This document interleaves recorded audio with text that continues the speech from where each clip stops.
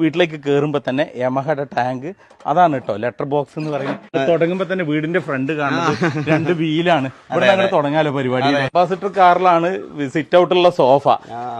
എന്താ അതൊക്കെ വെറൈറ്റി ആണ്. ഇരിക്കി ഇതേതാണ് ചേതക്കിന്റെ സ്കൂട്ടറാണ് ലൈറ്റ് എന്ന് പറയുന്നത്. ഇത് കത്തും ചേതക്കിലാണ് ഇരിക്കാൻ പോണത് അല്ലേ? ചേതക്കിന്റെ സോഫ. ടീപ്പോയ് ഇതേതാണ്?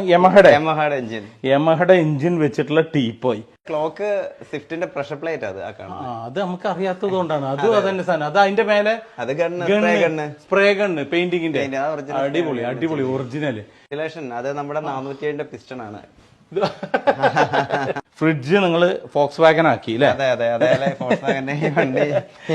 ഈ വണ്ടി ഇതേ അല്ലേ? ഈ സ്റ്റൈലിലേക്ക് കൊണ്ടുവന്നു. അടിപൊളി. ഇത് ഡൈനിങ് ടേബിൾ വേറെ ലെവല്. ഇതിൽ കുറെ ടൂൾസ് ഉണ്ട്, കുറെ ഇതുണ്ട്.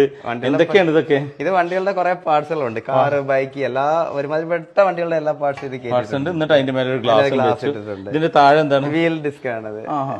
Wheel disk. അടിപൊളി ഒരു സാധനമില്ല. ഇതെന്താ സംഭവം? ഇത് നമ്മുടെ വാഷ് ബേസിനോ? സംഭവം കുഴപ്പമില്ല. എങ്ങനെയാണ് ഇപ്പത്?